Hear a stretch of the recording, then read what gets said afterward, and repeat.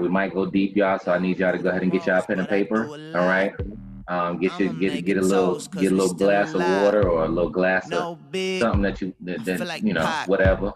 Okay. Right. And let's just we're gonna dive on in just for a moment. And of course, my name is Elam King, and co-hosted on this Understanding a Man podcast by Mr. Charles James, and also Mr. Lexus Williams could not join us this evening. Hold on, let's see what that's probably Charles. He's talking about he's probably late somewhere. Okay, so he's okay. He ate some bad meat, so I mean. That's serious right there. That'll make your evening. He needs to leave the meat alone altogether. Okay, all right. We'll talk about that in a moment. Okay, come on. Do we have a vegan on board? Well, I like to call it plant-based Catarian. Oh, okay, that's different. Okay. Okay. I'll tell you all about it. Okay. Well, you know what? Let me do this because our audience doesn't know exactly who that we have on board here, and so this is an amazing group that has an amazing podcast as well. Just been shaking and moving. I'll let them kind of each introduce themselves. All right. Over the course of, it seems, over the past year, just dealing with what's love and just dealing inside of the relationship space as well, and just blessing so many people, I'm sure, as well. Thank you to all of our subscribers, those of you who join us on Understanding a Man on Facebook and also on YouTube as well. Please continue to subscribe, and those who actually donate as well. Thank you so much as we push forward towards our, and this is why, Barry, while I'm loving your t-shirt, all right, the Money, Sex, and Respect conference that we're going to be having next year on Juneteenth. Okay. On Juneteenth, yeah. All right. And so, and actually, Barry, I want to start off with you because, and then I'll just allow you to kind of just bring forward these two other amazing ladies that are here. Those of you that don't know, and I hope Charles James joins us, but I had a chance to just kind of bump into this amazing individual, maybe about 5 years ago. Yep. We were at a conference. It was an all-women's conference, right? And we just had like a little segment. We had like an hour out of the whole weekend. Right. Talking about they want to understand the mind of a man. And so just that much, and for that 1 hour, not only did it birth Understanding a Man, those of you that don't know, I do have a book that's out. Barry Case is actually dropping just some serious gems just throughout that book as well. So thank you so much, Barry, for just sharing your levels of wisdom. So I had a chance to be on stage with Barry and about 3 other people. And for that hour, we were just answering questions, right? And the name of the segment, right, was called Understanding the Mind of a Man. And that actually birthed my book out of that, birthed the relationship that I have with this individual. He's an amazing member of Kappa Alpha Psi Fraternity Incorporated. Okay, shout out to the Newts, all right? And so, we just had a chance to just bond over the course of the year. So Barry, if you just want to take a moment and just introduce yourself, we're going to dive in. I got a couple of questions for you, but I just want to give you, elevator version. Who are you? And then you can just kind of bring Erica and Kedra on as well. Absolutely, man. So again, Elam, man, brother, thank you for the opportunity for allowing us in your space. So again, just thank you sincerely, man. Like you said, we met maybe about 5 or 6 years ago at that conference, at that seminar, having an opportunity to be on stage, share our experiences as men. And Elam and I, of course, frat brothers, Noops all day, but really have created a friendship bond that transcends just the bond, not only the bond. So since then, the energy that Elam, Adrian Bell, Charles, some other people, just being in that energy, in that space, it helps ignite the dreams and the desires that you have in yourself. So just being around them, it was like, hey man, let's move forward. Let's be progressive. Dreams and different aspirations and ambitions that I have, my wife and I have, it was like, well, we all partnered together, that synergy, and we're pushing things forward. So with that energy, I put out like, hey man, I want to be a part of a podcast. I want to, either have my own podcast, be a part of a podcast. So in different conversations, I would share that. I was like, all right, I hadn't really put anything together for myself, but I'm sharing that with my sister, with friends, with coworkers. Like, yeah, man, at some point I'm gonna have a podcast. And my 10,001 hours are, one of the areas is in marriage. I've been married almost 21 years. And one day my sister texted me, was like, hey, I'm on Facebook, because I'm terrible at social media. So my sister, she texted me, was like, hey, there's a post out here about, interviewing or applying for being a co-host of a podcast, creating one and starting one. And that's where Kedra comes in. So Right. Kedra, puts out that. Come on, Kedra. Right. So she puts it out, and she takes us through this rigorous application process and interviewing. Okay. Okay. Right. So she like, you can meet me at the mall at this time. I'm all in there, like I'm going for a job interview. And it was from the very moment we began to interact, it was very organic, genuine. We meshed really well. Our conversation went beyond just the podcast. So we're literally sitting in the mall having this great conversation. And then we all get together at Kedra's mom's place, and Erica, myself, Kedra, we just have the best conversations, man. And we just go, and when I say best, they're really rich and organic. And from that, what Kedra, vision came, What's Love?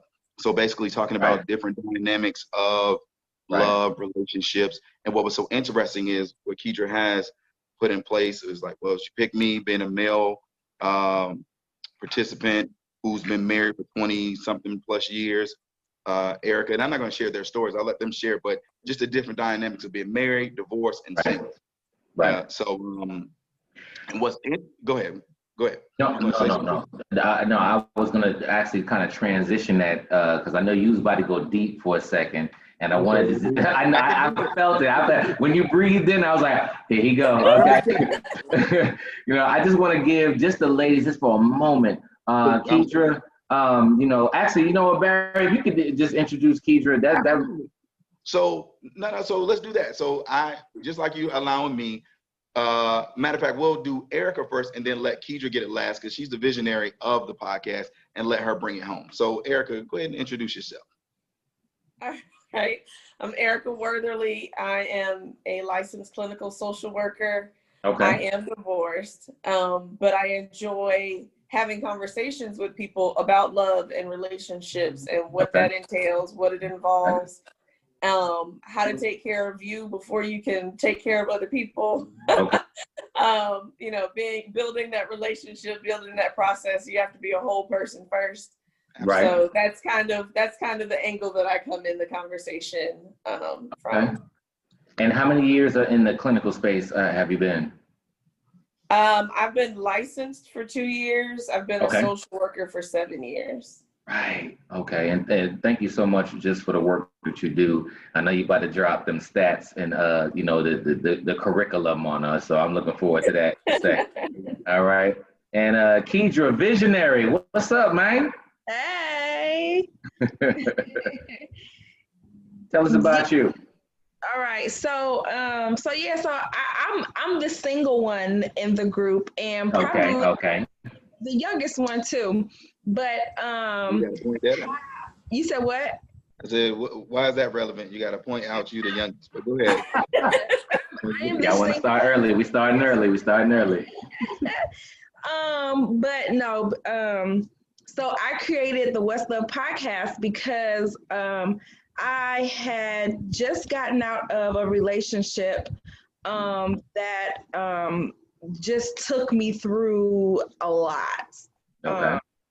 And in that relationship, I was talking to a lot of my friends, or not a lot of my friends, but to my homegirls. And then I have some guys that are friends. I would talk to them. And I noticed that the conversation was different this time than previous relationships or previous times we've had talked, because I'm noticing the maturity in our conversations. And I was like, oh, this is some good stuff. You know, we're like, we're theorizing stuff, and we're like, the depth of the conversation was just really, really good. And I was like, people need to hear this. This needs to actually be a conversation. Okay. And so when I was living in Atlanta, and I had to move down to Florida because my mom's husband had passed away, and I had moved down here to be with her. And then that's when I put out the notice on Facebook, and Erica and Barry, they replied to it. And so, yeah, I was very strategic about the people that I wanted to. That's why the application process was so rigorous. Okay. All right. Come on, vet them out. Vet them out, Keidra. Vet them out. No, and I think that's important, because sometimes people just think that just because they've been married or whatever, that you can just say something like, yeah, don't say nothing. You know what I'm saying? right. Yeah. Okay. Supposed to be married for like 6 months and be like, well, the way I got my husband is, no, you don't know anything. Right. You don't know and anything. Like Barry, because Barry was not only a male, but him and Melissa have been married for quite a long time. So he actually has some substance to bring to the conversation. It wasn't just, you know, not to say that people who have not been married long don't have experience, but I mean, 20 years versus 6 months, 2 years, that brings a whole other level of experience. And I wanted people who listen to actually like get something out of this, you know, because relationships is one of the main things that we all deal with, you know.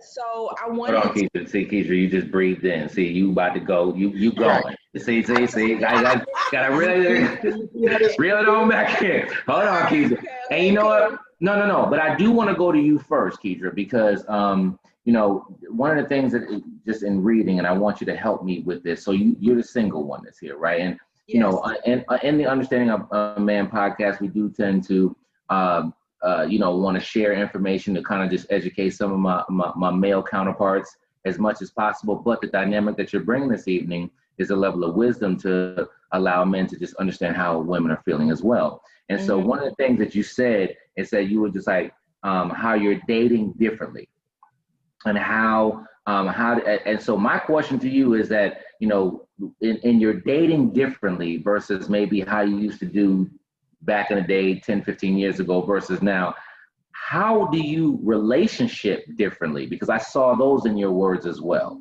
Well, number one, there is a different level of value in self. Okay.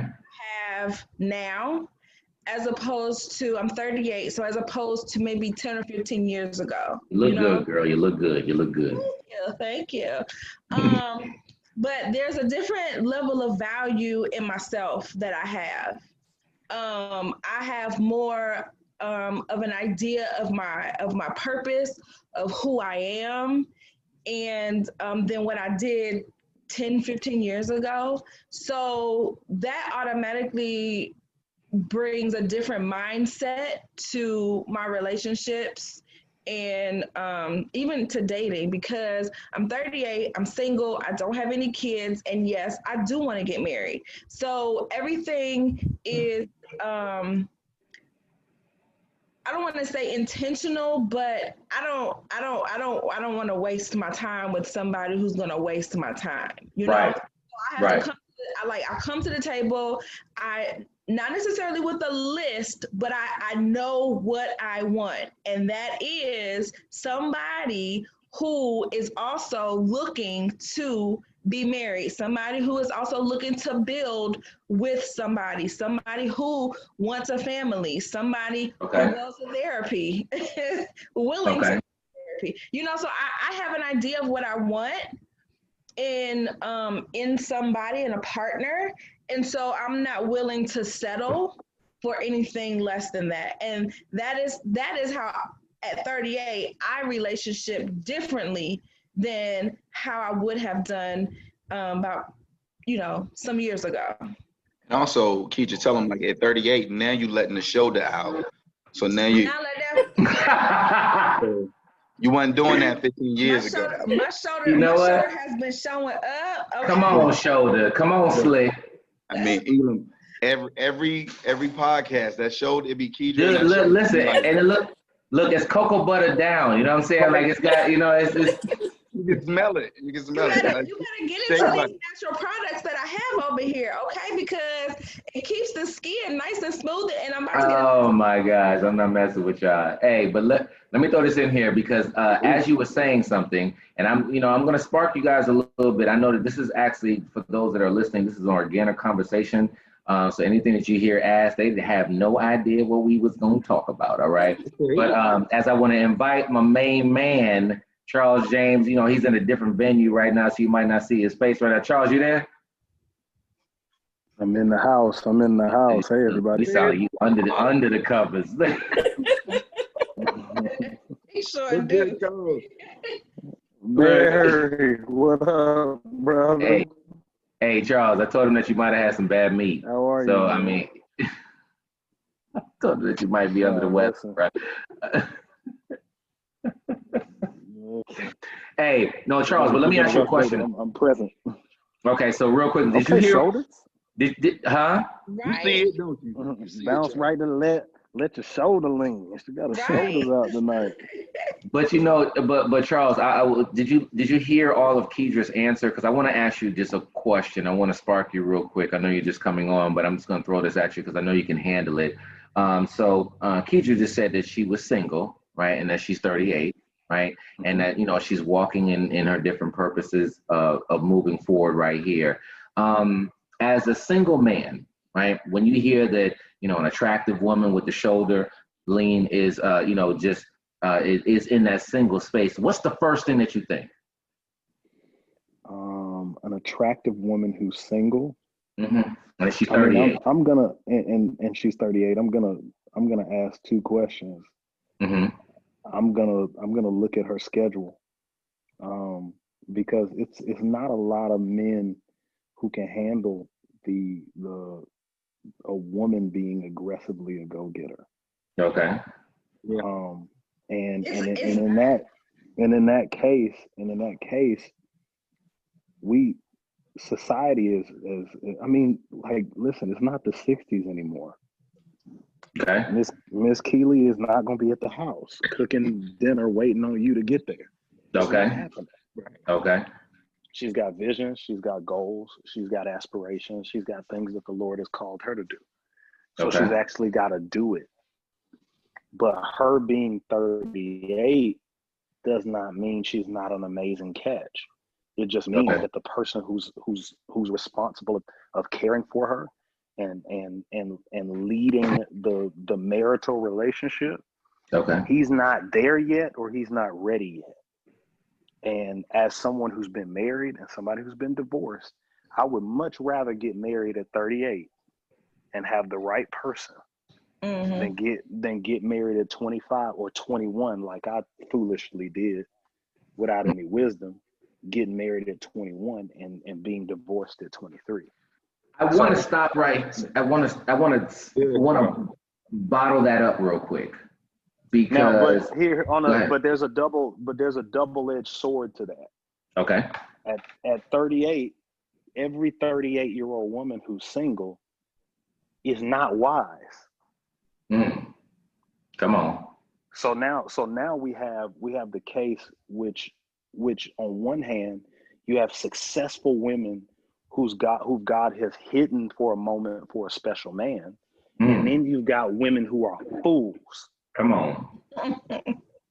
Who don't want to change, who don't want to adjust, who don't want to be led, and who don't want to be in a relationship with a strong man. They want to be in relationships that they can manipulate and control. See, you want to go all old. He really what is. I'm saying is it's a double-edged sword. You can't talk about the wise without talking about the foolish, because there are a plethora of women who are foolish, because So just from a scriptural standpoint, what does the Bible say? The Bible says, Proverbs 31, a virtuous and capable woman, who can find her? So if she has to be aggressively sought after, and that if she's a precious stone that is far above rubies, then she's not a rock. She's not a stone that's just laying in the dust somewhere. And you don't trip over. How many times this week have you tripped over a diamond, a real one? I haven't done that. You haven't. Why? Because those I do it daily. have to be, I do it daily. I have my own diamond. Yeah, I mean, you got one at the house, Right. but that's totally different. I see Barry trying to stack up points. You see it? See, I went a different way, but Barry get me in trouble. That's a wise brother. But what I'm saying is there aren't Miss Keeley's just laying around everywhere. You get what I'm saying? There are a lot of successful women. There aren't a lot of successful, humble, easy to live with, one to be in a relationship with, easy to talk to, easy to let your guard down with successful women. Okay. Is it supposed to be easy though, Charles? There's a difference between I have to work for her because she's valuable, and now I'm in a situation with a quarrelsome woman. Okay. There's a difference between I have to fight for her and I have to fight her. There we go. That's good. Two totally different things. I'm not going to fight you. I will fight for you. I will fight past your trust issues. I will fight past the fact that you've been disappointed in your previous relationship. I will earn your trust. I will earn your trust, but I will not be disrespected.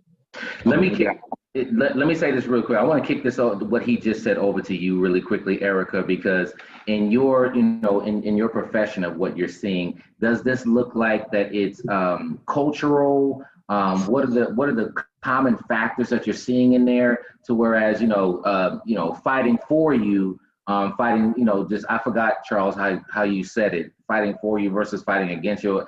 Yeah. Fighting you versus fighting for you. Yeah. So what are you seeing in from a clinical area? What based upon what he said, what are you seeing? Actually, what I'm seeing fairly recently, for all of a sudden I got several referrals for new clients, but what I'm seeing is a lot of selfishness, where a lot of people want to see their needs met without knowing how to. And I believe it's a knowing how to and not necessarily intentionally not seeking to build a relationship. Okay. It's what am I getting? What am I getting? What am I getting? I don't care what you want if I don't get what I want, which does lead to the fighting a person versus fighting for a person. I kind of described it to someone a couple of weeks ago this way, like, when you are wanting to stay in a relationship and you're trying to hold on to the relationship, but you're holding the person by the neck and choking them while you're holding on to them. Dude. Wow. Sheesh. Yeah. I heard something similar to whereas it's like being in a relationship, it's like both of you tie a rope around your neck and you're walking, right? And the moment that somebody walks in the opposite direction, you're automatically choking the other person. Right. And so if you're not staying on that same page and walking down that lane, and I want to start here in the single phase, we're going to move over into the marriage and more into the divorce in a moment. But, when we're looking at what's love, Keidra, I guess I'll kind of bring it back to you where when you're looking inside of the single space, and Barry, feel free, or Erica, you guys just feel free to jump in here. What's love in a single space? Should it be, I see more people focusing on trying to get the love of the other person versus getting the love for yourself. That's just me. And so, Keidra, when you're looking in this area, whatever, when you're seeing what's love, what's the concept, just dealing with single folks, what they doing? They're not acting right. They sure ain't acting right, but One of the first things that I kind of really like, if it's somebody that I am considering dating, right? It's somebody that I see some potential in, then one of the things that I like to kind of vet out is the self-love and the healing of yourself, Okay. the healing of, you know, past experiences, because men have a lot of healing to do as well. Yes. And I've put a lot of effort into healing my own self, and it's something that I continue to do and continue to work on. I go to therapy. I'm a big advocate for therapy. My husband is gonna have to go to therapy if he does not already. We Right. will be in therapy together even when there is not a problem. So that's one of the major things that I first consider and I look at. Okay. Because if you can love on yourself, Right. then you definitely can love on me. Right. And the same for me. If I can love on myself, then I definitely am capable and able to love on you. And then also you have a better understanding of what your boundaries are as it relates to how you're going to be loved. Like literally, like when you, yeah, I can demonstrate love. I love myself, but the love that I'm receiving, I know what that looks like. I know what it should feel like. You're like, no, I don't dishonor myself. You know, Right, so yeah. you're not going to dishonor me. You know, I don't treat myself poorly or badly, so you're not going to do that. So what happens is oftentimes you get in such toxic relationships because just that people don't love themselves. I mean, legit, like it's not until 20 plus years into my marriage that I'm understanding like, well, a lot of the resentment that I would have towards Melissa or issues or that I would have is because of my lack of self-awareness, or you know, not having the emotional tools or intelligence to navigate through certain things. It's like, well, I'm feeling insecure and I'm projecting that on you. So yeah, go ahead. That's real big right No, there. but let me rest there right there, because I want to give the men just a moment, because we do tend to be out of touch, with our emotions and things of that nature. And so as you're speaking, and Charles, feel free to jump in here as well. You know, Barry, when Kedra said something about, the healing, in the single space or whatever, and as men, we're not doing that. And then some don't even, it's almost like people say, in marriage, trust God and love. Okay, that sounds good. What are the actions that I need to take to do that? Right. So what are the actions, if you had to speak to the men about, that healing and that self-love piece or whatever case would be, what does that look like? Right. So I don't want to sound cliche, but this is the truth for me. Bruh, like Melissa and I wouldn't have been able to make 20 years, because approaching our 20 years, we literally were in a dark space, like not knowing whether or not we're going to make 20 and if we're going to continue. So in our separation, man, I went through an evolution process of like, I'm trying to win my woman back, and I'm, trying to, reconcile. And then at some point it's like, well, this isn't effective. So what needed to happen is I had to take steps all the way back and be like, look, bro, you need to sit down and deal with yourself. So when you say steps, number one, I had to, recognize and not be in denial, like there's some issues in my relationship and I'm a big part of that. And I want you to pause right there, because, and I'm speaking specifically on the single space side, but where you're going is actually amazing, because that has to even happen inside of the single space. So for some of my single men, as you're walking down this path, want to give them some direction of how to get in tune with the space of, how to love and what's love for myself. So let me see if I can well, for me, I feel like it's just, there are principles that apply to whether or not you're married or single. So when you talk about men, first thing, man, with anything, and I think everybody on this call recognize that there has to be a desire to. You feel what I'm saying? Like, there has to be an acknowledgement and a desire to be like, well, I want to be better. You know, I acknowledge, like, man, some of this stuff is dysfunctional. I think we all, whether you married or single, man, you walk in a fog of not understanding that you are hurt, and that some of the behaviors are dysfunctional. You're like, that's your normal. Like, people are like, well, that's just how I am. You know, this is how it's gonna be. And I'm like, no, bro. Like, there has to be a revelation, and an aha moment that says, yo, I can't be treating women like that. And this is why I'm treating you like this way. This is why I'm so disconnected. But you have to recognize that.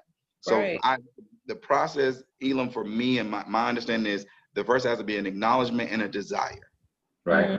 Then from there, once you have the desire, like anything else, you have the desires, then you'll start finding the pieces. You'll start finding the steps, like, who do I need to talk to? Do I need to go to counseling? What do I need to read? Yes. Who do I need to, like, everybody does. Who do I need to cut out my life? Like, you know, I need to change my circle, all that kind of stuff, man. So once you acknowledge and have a genuine desire, I believe the path will present itself. There's a bunch of podcasts, books, you know, ministries that minister to that kind of stuff. But again, acknowledgement and desire is where I believe a dude has to start. I just think oftentimes they just don't desire it for something. For that, I hadn't clearly understood. But acknowledgement and desire piece, I just think a lot of brothers they're good how they are. They're like, I'm good. I would like to jump in real quick, in the same vein Barry's talking about.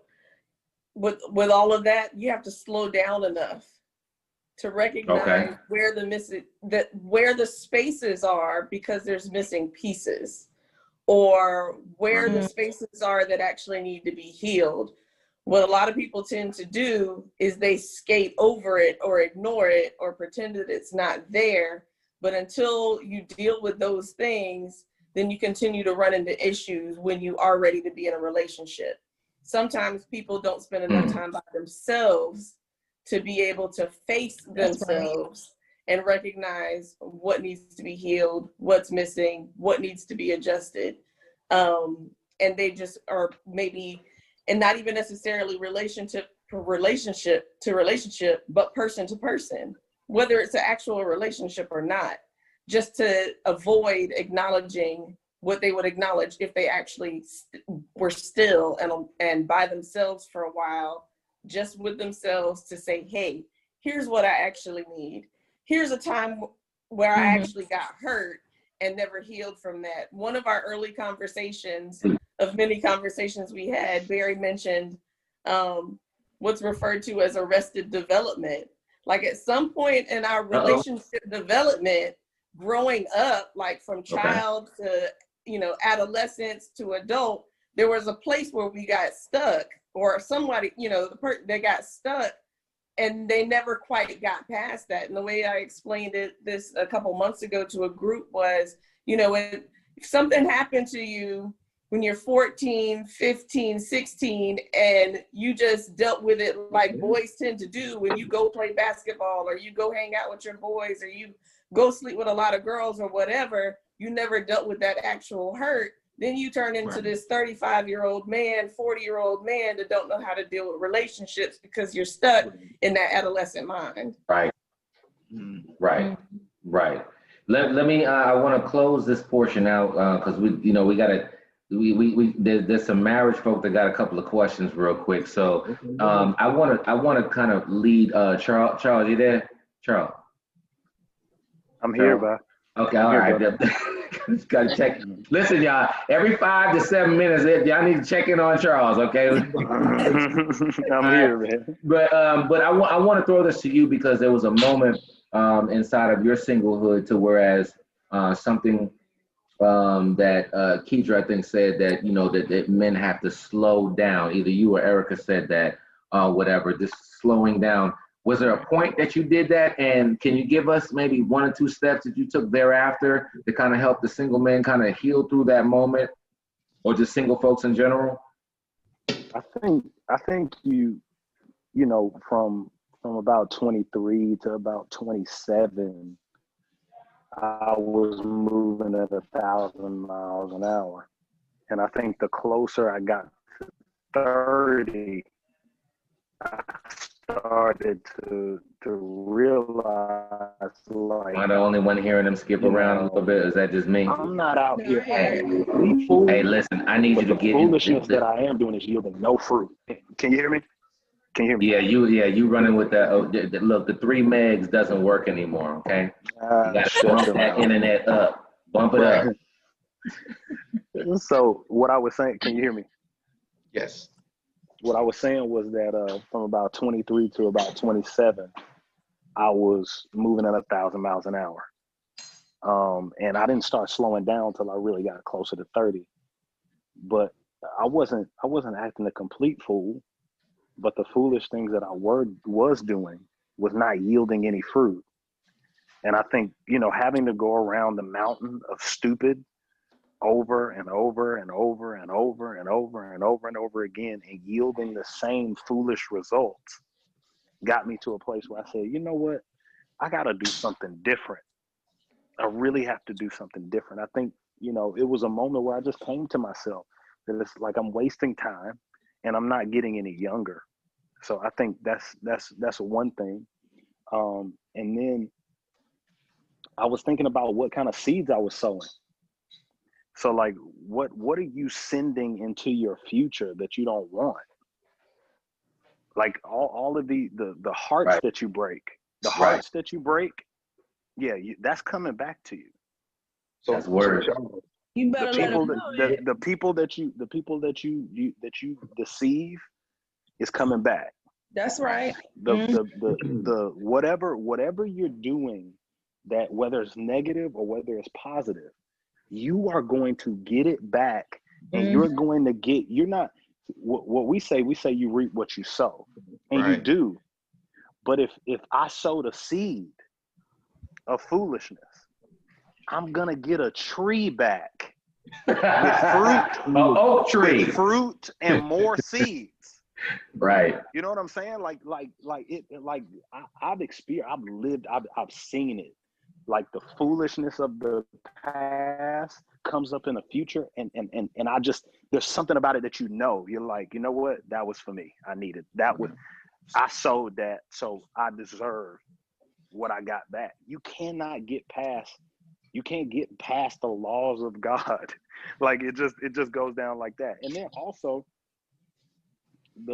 I think that slowing down piece is so important. I don't remember which one of the ladies exactly said it, but that slowing down piece, like Miss Keeley, that is so important, because you are gonna get slow. You're gonna have to slow down one way or another, whether you do it, right, or whether you're humbled by the world and the world slows you down. Either you're gonna decide at whatever age that it ends now, and that I'm gonna grow up, and that I'm gonna handle my life in a respectable and integral way, or life is gonna punch you in the face as many times as it needs to for you to get to the point where you say, you know what, I'm doing something wrong. Yeah. And the challenging thing about it is when you finally come to yourself, do you want to be 40? Do you want to be 45? Do you want to be 50 and 60? Because I've encountered young wisdom and old fools. And there's nothing in this world like an old fool. And I don't want to be. Who wants to be 45 still out chasing girls?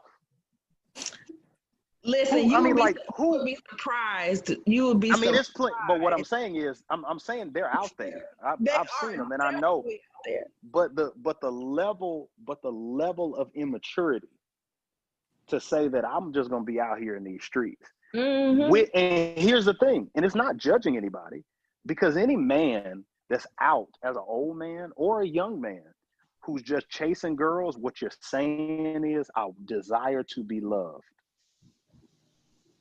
I desire to be loved. I actually desire one woman, but I have not found somebody that fits that's going to be the complement to me. But that sounds like an excuse, Charles. That sounds like an excuse. Same thing, bro. I'm like, I don't know No, about what that. I'm saying, That sounds like an excuse, though, bro. But it's one-sided. Don't cut me off until I finish the whole thought.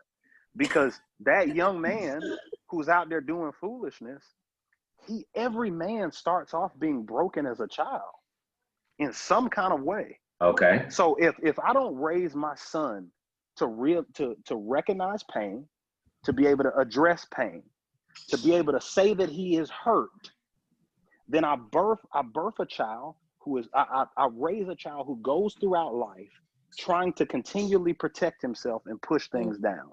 Okay. And then out of not raising him properly, because there is a worldly wrong way to raise men. And that's to say, you don't cry, don't feel any emotion, don't communicate, suck it up, and you'll be okay. Right. And what's happening is, as you continue to push that stuff down, it's being acted out in that arrested development that Miss Erica was talking about. It's being acted out in every area of life, whether it's violence, whether it's inconsistency when it comes to jobs and working and can't keep a job, or you're so immature in the way that you handle your emotions that you can't stay with one woman. Because you're still a child and you think that a woman should be raising you and taking care of you, and if she's not doing what she's supposed to do, then she's the wrong one. So I'm not just pointing at one thing saying that is that there's no one size fits all for any particular situation. But when you look at those situations, it always is coming back to, how were you taught? And who corrected you and who grabbed you by the collar? And we gotta stop raising boys in that way, where we allow boys to go through perpetual adolescence. And we allow boys to be an adolescent at 25, at 27, at 20, at 29, at 30, where they're still thinking in an adolescent mind. 43. You have to think about this. When you 23, I mean, when you look at most of our women by high school, they know how to cook, they know how to wash clothes, they know how to do certain things that they should do that helps them continue to mature. But we are babying boys, continually babying boys. Then we're wondering why we're getting children at 30, players at 45. Right. Because one thing that I can respect about the older generation, and they didn't do everything right, just like we not doing everything right. But what I can say is that they grabbed men by the collar and said, this is your responsibility. You have a responsibility. Right. And you're not gonna be a child. You're not gonna stay in the bed all day. That more you're gonna cut this grass. And even though there were in that problem, you pushed the boys, but they ignored their emotions. Now you got boys that are not pushed, and they might be too emotional, because our young men are extremely violent. Our young men are overly sexualized. And then you put them in a situation where now you have to, hello? Yeah. My bad. My dad tried to call me. But what I'm saying is it's really, really deep. It's deeper than just, you know what I'm saying, than just going out there being a hoe, you know? Real quick, Charles, I don't want to kick it to Barry. Barry, you was about to say something? I'm not even sure, man. Go ahead, keep going. Okay. No, you're good. I want to take a moment and just hit a pause, because Charles actually is going in a direction I was going to talk about at the end, but since you wanted to go ahead and bring it up now about folks with their childhood and how it's connected to their relationships. But before we move into our second episode, just really quickly, Barry, Erica, Keisha, if you could just let people know where they can follow you, how can they find you, whatever, give us a 10-second elevator version of how we can find you. Absolutely. I'll start. Recently, I just started my podcast with BCase Combo at Gmail is the email address, BCase Combo on Facebook. and it's B Case Jr. on IG. So yeah, that's where you can find me at. Dope Yes, dialogue, deep conversations, just trying to move the culture forward like you guys. Yes, sir. Yes, Miss Erica, what's up? Where can we find you? I am on Facebook, Instagram, Twitter, LinkedIn under my name, Erica Wortherly. It didn't make it easy. I didn't make it difficult to find me. Right. All right. And I know that you work. Do you do counseling or coaching space? Is that your area? No. How can Yes. If somebody want to reach out to you? How can they do that? I do have my website. It's Erica N as in Nicole Wortherly.com to get all my information as far as providing mental health counseling, mental health education. I do workshops, things like that. So. Absolutely. And Visionary, what it do? Where can we find you?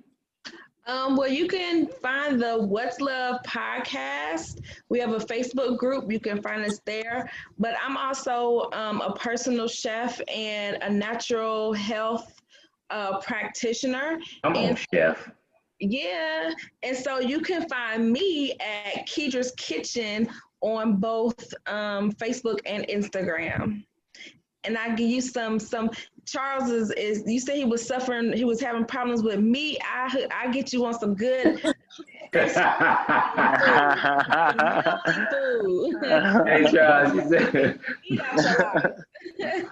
that's so funny. You gotta get that digestive track on track. Charles, where can they find you at, dog? Man, I'm on.